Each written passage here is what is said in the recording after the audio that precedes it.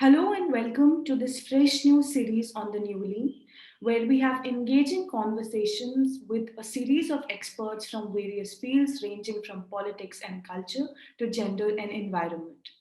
And for today's discussion, we will be talking about a very important and significant issue.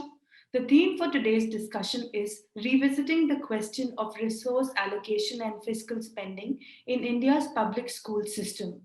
And to discuss on this extremely important issue, we today have with us Sukanya Bose.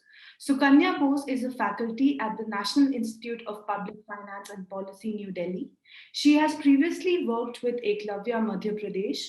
Among a host of other areas, she closely works in the field of school education as a researcher. Her recent work is on the RTE, and its financing. And to discuss on this extremely important issue, we had decided to invite her because she has been extensively working on the right to education and has been closely involved with various groups in this field. And I know that today's conversation is going to be extremely meaningful and she is going to enlighten us on a variety of issues. I thank you, Sukanya Bose, for having taken out the time to be with us today. It really means a lot. Thank you. My pleasure. Good morning, Ananya. Good morning. Uh, To begin our conversation, my first question to you itself is on the right to education. And you are someone who has worked on the RTE very extensively and have been someone who has been passionately advocating for education as a public, not as a private good. Thereby, you've been advocating for an education which is free of cost or at best heavily subsidized so that a variety of students from various economic and cultural backgrounds can have access to education. And that is also the fundamental role that RTE has to play in the Indian public school system, wherein the RTE Act of 2009, as a parliamentary act, describes the modalities and importance of a free and compulsory education for children between the ages of 6 to 14 years. And India also happens to be one of the 135 countries in the world which see the right to education not just as any other right, but as a fundamental right. But despite the passage of the RTE and the constant emphasis by the government on free and compulsory education, the reality remains that a wide section of Indian children, especially from the marginalized and the poorest of backgrounds, remain deprived of free and compulsory education. Either they fail to enroll into schools, sustain their academic pursuits, or even when they are enrolled into such schools, quality education remains an elusive reality. A very small section of Indian children are able to access education. Why do you think such a complex paradox exists in our society despite the passage of the RT? Thank you, Ananya, for this opportunity to talk on this very important topic. I don't know whether I'm an expert. I surely am not an expert. And whatever work that we have done, we are actually, uh, mm, there's a solid base of work in India which has been done on education financing. And we are fortunate to be using that work to look at these issues again in a fresh manner. If one is to understand our current predicament, as you have very nicely put, we need to go back a little in history, just to set the context of this conversation. As we know, the right to education took almost 100 years. The right to education to be passed as a law, and as a law which ensures equitable quality elementary education for all. It took almost 100 years in its passage. It was first introduced into the imperial parliament way back, exactly 100 years back. And then that didn't see the light of the day. And since then, it has taken 100 years. Even after the 86th Amendment, it took more than half a decade for it to be uh, written into some kind of a law. And then there were so many negotiations, which meant that very important segments were still left out of this law. for instance, a secondary education, which today is it is a minimum necessity, which should be ensured to all, is still out of the ambit of the law. Nevertheless, what we have is a, a very powerful document that we have with us, and that gives a legal entitlement, that also is a vision about the kind of education that we want. And it is a policy document. After the 1986 policy, it also gives us uh, a real policy document uh, around which to structure our education system. Now, why has this important right, which has seen this history of struggle, and even after it was passed, we know that there were immediate litigations by the private school bodies against this act. Despite the struggle, why does it not seem to be making that change that we have been looking for? And for that, I would refer to the structures that are there, which have already been built into the system, and which kind of are in a sense obstacles to the fulfillment of the right. And by what do I mean by that? Let me just give you a few examples to illustrate that. Recently, I was in conversation with a government school principal, and she says that uh, mm, you talk about school improvements, school reforms, people talk about that all the time. हमें कुछ नहीं चाहिए. And she says that we don't want much. All I want as a head of school and as a teacher who is also teaching is that I want that I should only be teaching and not doing anything else. Because most of the time is spent on other non-teaching kind of activities or paperwork. I want a classroom where we can comfortably sit. And thirdly, she was asking for a PTR of not more than 30. In a classroom, she wants that. She's not asking for a smart class. She's asking for a class with a minimum infrastructure. And she's asking for a PTR of 30. That is not more than 30 children in a class. And a lot of improvement can happen just by ensuring these three things. If we see, the RT is also talking about this. The right to education in its bare essentials is also talking about these norms, these standards that we must ensure. And yet, as was evident by her conversation, this is not something that the system is able to give her. The paperwork is enormous. These voices are very loud. If you go into the field, the kind of paperwork, and this paperwork is, despite the RT, it's on the rise because there's so little trust in the system. You're always trying to make the teacher accountable by more and more paperwork, by asking for more and more information. So that is the thing that she's pointing to. The bureaucratization. The second thing she's pointed to is the resource question directly. When she is saying that I want a PTR not more than 30. So obviously the pupil teachers ratio there is much more than 30. She is asking for a classroom where there's a minimal infrastructure. This is something that we are unable to ensure. Uh, so RTE, how does this become a right unless we respond with these minimum things? And this is directly the responsibility of the state there. So I would also like to point out that right to education, which is evident from its struggle that we talked about briefly, also has to be, when our right to education came, a lot of the middle class had already left the public school system.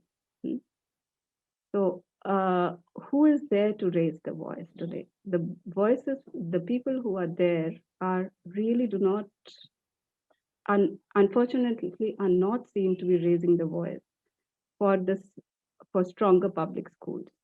Today, the general perception about right to education is this 25% quota in private schools. That is what the right to education is about. It is not about strong public institutions. So that's the kind of dilemma and tragedy that we are faced with. I think, Sukanya, you've raised an important issue that when the RTE came into action, a lot of people who would perhaps subscribe to public schools had already gone.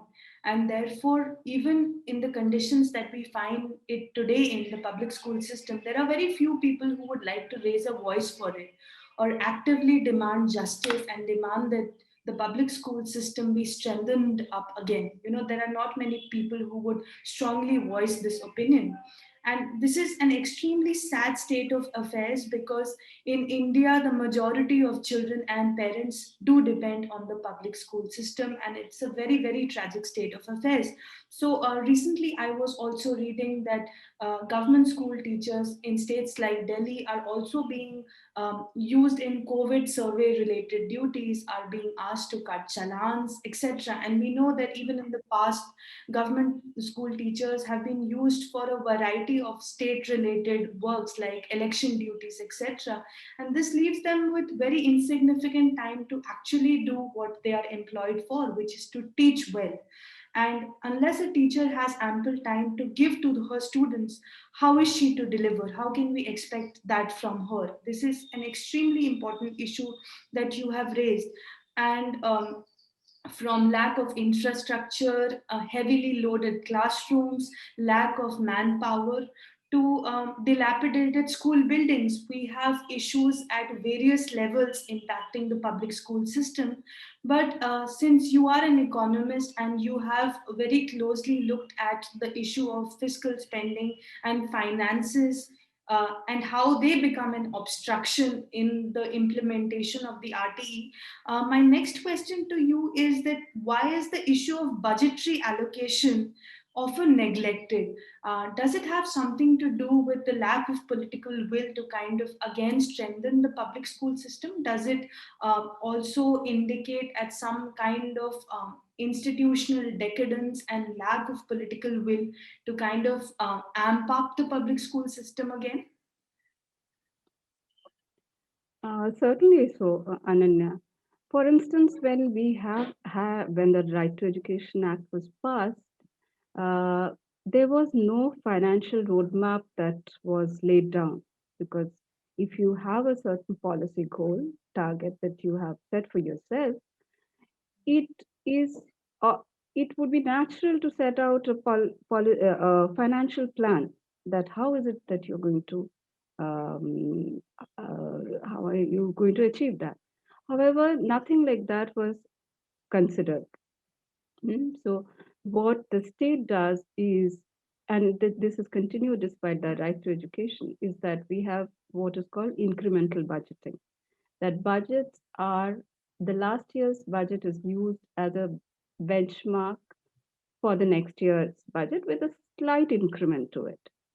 So rather than budgetary spending being determined in terms of the needs and your final goals and targets, are determined based on what has been spent in the past. So it's not a forward-looking budget. It's a budget which is determined, which is fiscally constrained, of course, and it is determined based on your past. Now, the past can never be the past may be able to determine how much more you should spend, but it definitely, for a right to education of a substantive kind, you needed a substantial increase in the budgetary allocation. That never happened. And yes, the political will is has a large part to do with it. Right. So, related to that, my third question to you is that over the last many decades, we have been seeing that the Indian state has allowed and promoted private sector expansion in the domain of education and increasingly as a substitute to public schools. And this has ended up making schooling the privileged right of the few instead of the shared property of the masses. And for a large section of people, this then means that education has become unaffordable or financially extremely distressing. How would you look at this preference, shift in preference from the private to the public schools? Because we see that the moment a parent can afford a private school, he immediately decides to leave a public school because this is an understated reality that nobody wants their child to study in a public school unless they are from an extremely poor financial background or there is no private school in the vicinity. No parent would like their child to study in a public school. This is the state of affairs that we find ourselves in. And due to enhanced marketization, we see that education has become the limited property of the elite, not a shared public good as the RTE would have promised. So, what do you think about the role of privatization? How much of a game spoiler has this been?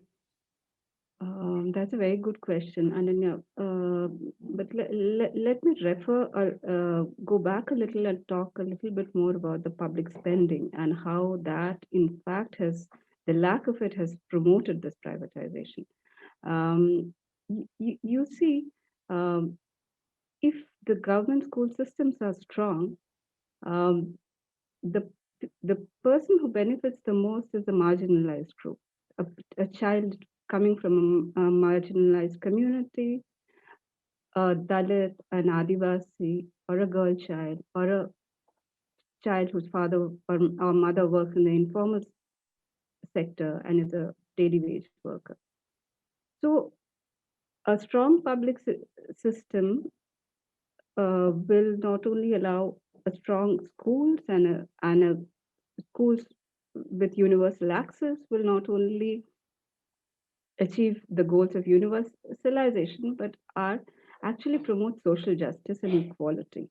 Mm. That is very important um, to kind of emphasize. So the flip side is that if you have a weak system, you are actually not only you are actually pushing these people out. If you have very weak systems, you are pushing these people out.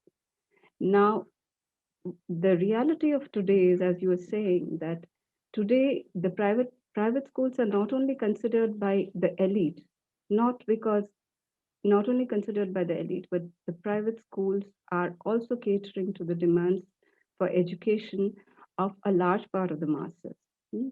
So there's exit, as we say, at the bottom of the pyramid, exit from the government school systems at the bottom of the pyramid.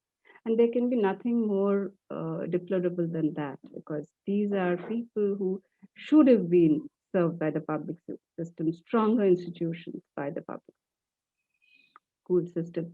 On in contrast, where they are ending up is today even a ramshackle private school can compete with the government school. A a school which is operating out of 2 rooms in somebody's flat becomes a school, is so can pass off as a school with no minimum infrastructure, with very low paid teachers, untrained teachers. It can pass off as a school. So what the underspending has done is, in a way, promoted privatization. That's number one. And secondly, the state also allows this private sector to operate almost without regulation. Hmm? That's how you allow this sector to proliferate. You have not even set standards for private, you have not set standards for private schools. For instance, the region where I stay, and it's a fringe area of Delhi. Here there are so many private schools, low-fee private schools, unrecognized private schools, and they operate without any kind of regulation. Here, this is completely underserved by the public system. The only school that functions is overcrowded.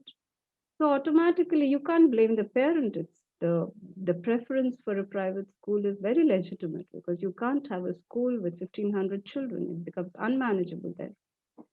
So you are pushing out children from the public school system. Yeah, you made an extremely important point about how we should not look at the leakage from the bottom of the pyramid, and how even parents from the most downtrodden sections of the school make a preference for private schools against public schools. And this is not a choice limited to the elitist few. Even people from the lowest rungs of the society would not want their children to get enrolled into public schools.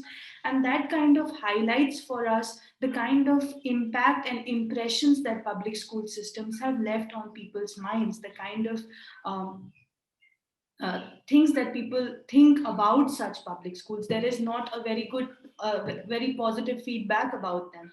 And that is why the moment one can afford it, one would rather prefer to shift. So that kind of speaks for the pathological system in which today's public school system exists in India. But I want you to briefly tell us where we are lacking exactly, and how much of our GDP are we actually spending on education, public education, and to achieve the goals of the RTE, how much should we actually be spending, and which are, for example, the kinds of states which are doing well in this regard, and which states are lagging behind? Um, you see, Ananya, if when we talk about education spending as a proportion of GDP, we automatically we look back and refer to the Kothari Commission report, and which had talked about 6% of GDP spending as educational spending. And it had set a time path. The kind of time path I was talking about, it had set a time path of 20 years by which to achieve that 6% of GDP. Uh, you know, at that time, and we didn't have the right to information at that time, but yet the Kothari Commission had given, based on meticulous calculations on the population projections, the kind of enrollment rates that we would see, estimates about PTR, the kind of teacher salaries that we wanted and could afford. Uh, uh, the Kothari Commission had worked out these estimates and given a target of 6% of GDP to be achieved by the year 1986. Okay. Now, of course, we didn't have to stop at that, and Kothari Commission was saying that by the time we reach 6% of GDP, other advanced countries would probably have got to 10% of GDP. Yeah, so we would then need to relook and then raise our bar. Unfortunately, what has happened is just the opposite. We have never been close to 6%. We are around 3.5% of GDP is what we spend across all the sectors, not just school education, is across all sectors that we spend. So, so as a proportion of GDP, of course, we are lagging way behind. But over and above that, this deficit is distributed very, very unequally across states. Hmm. So, in the work that we did about the resource requirement estimation for the right to education, and this was the right to education of the children between the age group 6 to 14 years of age, as defined in the Act. We saw that uh, we, as a country as a whole, we needed to spend about 1.3% of GDP extra, additionally, every year to be able to meet the requirements of right to education. This is for elementary education alone. Now, if we use the extended definition of right to education, which the new education policy has alluded to, which is to include the secondary education and also the early years of schooling, then we would need a much higher uh, allocation. But there's no reason why, as a country, we shouldn't be able to do it. Something that was possible in the year 1986 should be much more possible by in the year 2020. Yeah. So uh, it is feasible. So what we've tried to argue strongly is that adequacy, we are underspending. Let's first recognize the problem. We are underspending. We are underspending by a huge margin. Here, our estimate is we are underspending by 1.3% of GDP. We have put our estimates in the public domain along with the assumptions that we've used. So anybody can recalibrate it, can question it, but let's at least engage on this question. That's point number one. The second thing we are saying is that this increase that we are suggesting that should have been done is feasible. Even within that 6% of GDP target, if we are to follow that target, that additional spending on elementary education up to 1.3% of GDP is possible, and we must do it. We, uh, if the thirdly, what we are saying is that yes, there's massive differences across states in the extent of underspending. Unfortunately, the resource poor states, the states which do not have very limited capacity of state spending because of their state of development as well as the state of their uh, revenue revenue, are the ones whose requirements for spending is very large. For instance, take the case of Bihar, where majority of the children are still majority, meaning I'm talking about 80 to 90% of children, as per the official estimates, are in the public schools. Take the case of Jharkhand, take the case of West Bengal, take Assam, uh, and that way we have about 16 states, which is a very big number. Their ability to spend is much less than what their revenue capacities are. So based on this very careful calculation, we are suggesting that there's not only need to perk up the spending, but also we have to understand the unequal positions of these states. And therefore you need a transfer mechanism by which the center supports these states. Otherwise, this promise of RTE remains hollow. And one more thing that which I forgot to say when you had asked about finances is that not only you see we are talking, what is also important to highlight is that within the public school systems also we spend very differently. The per child allocation in KV is so many times what you would spend on a child in Bihar. Hmm? So we have very unequal allocation, or a child in a very remote area, because that school doesn't have enough classrooms, that school doesn't have enough teachers. So unless you ensure these resources, the per child allocations will remain very, very skewed. On the other hand, that child actually needs more spending. So if you are talking about equitable finances, one also needs to say that it is not, if the unequals have to be treated differently. So the child in a remote area and a child who is facing these multiple disadvantages, on that child, the allocations need to be very much higher. And that becomes even more relevant in the context of COVID today, because we are that's where the maximum brunt of the pandemic is going to be. So your equitable financing, adequate financing, and please recognize the unequal position of the state. This is what we are suggesting, and create a roadmap. Please do create a roadmap for uh, on how one is going to achieve that target. I think you've made a very important observation about the need to create a roadmap, because we have ample research to show that our spending has been low, and in areas where the requirement is the largest, it has fared the worst. So there certainly is a need to now create a definite roadmap and take into consideration the kinds of needs that are being generated by the system to kind of fulfill the demands that so far have not been addressed adequately. My final question to you is regarding the pandemic and the kind of impact that it has left on the public schooling system in India, because this is one of the domains of our society which stands the most impacted and most affected by the pandemic. And as we saw the prolonged closure of schools, we also read numerous reports that said that a majority of Indian children might never be able to come back to classrooms again. They are being pushed into early marriages, child trafficking, into the labor force. and for them coming back to the school might never be a reality again. So when we look at the pandemic and the kind of deep impact that it has left on the public school system, these children have not been able to establish any form of contact with schooling. Their academic pursuits have stopped altogether due to the digital divide. We saw numerous suicides, students killing themselves, taking their own lives.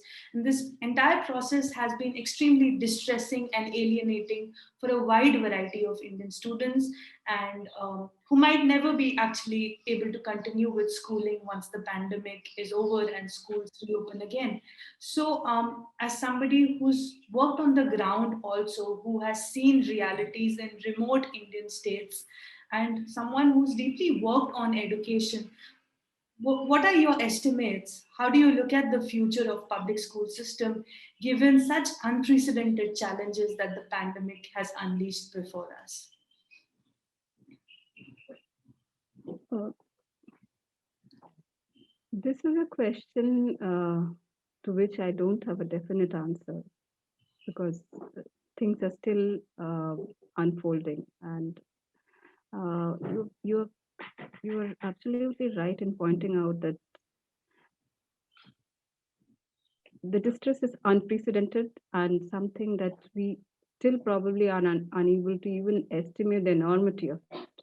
We when all these pieces of what is happening is pieced together, it's going to be it is of an unimaginable order probably.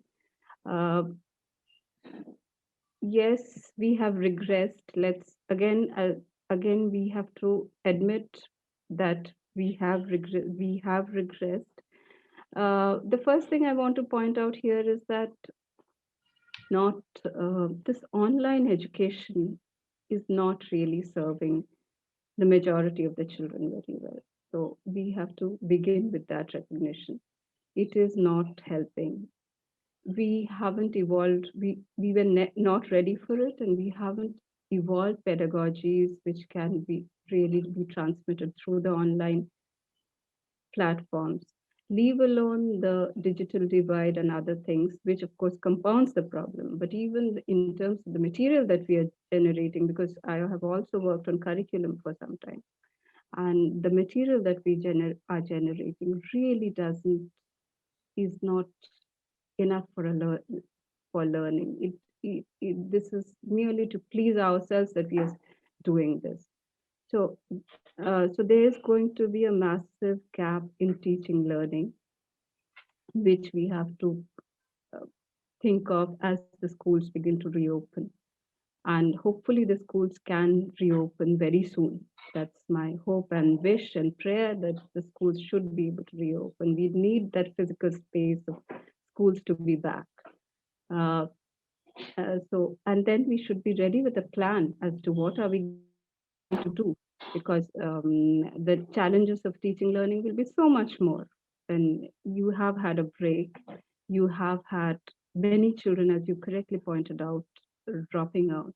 The estimates in 2017-18 is about 35 million children were out of school. So this number would have gone up by several times when by the time the schools reopen. Yeah.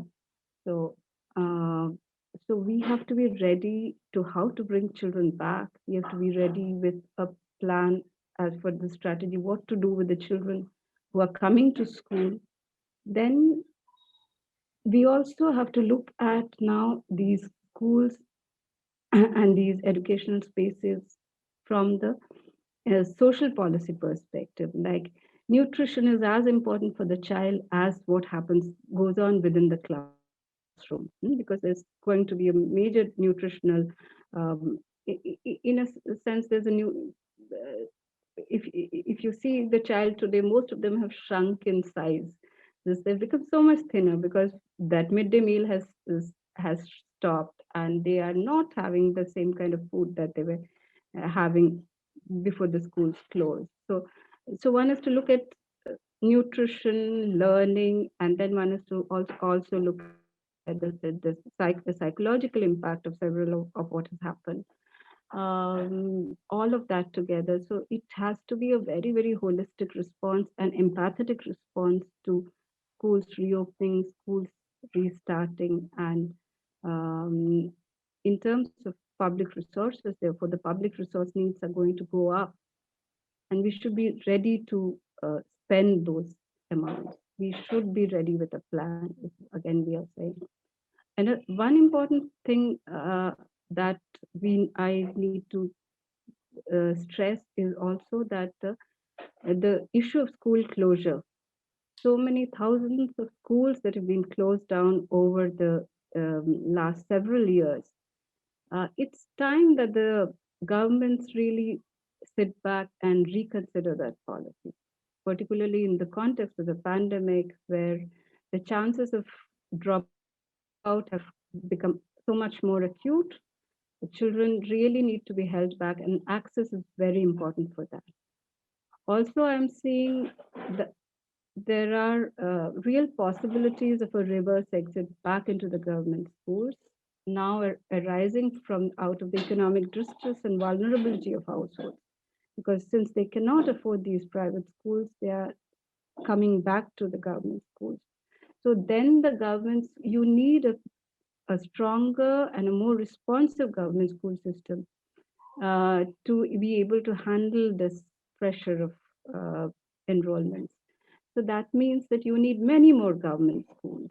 And so one thing that one needs to seriously consider is to restart some of these schools that have been closed down, because we need sufficient amount of schools. We need schools which are accessible. Very important points have come throughout this conversation, and we have spoken about the varied aspects of the problem and have tried to address issues which are seldom talked about, little addressed. And Sukanya Bose, you have beautifully explained to us very complex realities, but very lucidly, so that audiences from a wide spectrum of professions can understand the magnanimity of the crisis. And I thank you once again on behalf of the New Leaf for taking out the time to be with us today and making this conversation extremely meaningful and insightful for all of us. Thank you so much. Thank you, Ananya. My pleasure.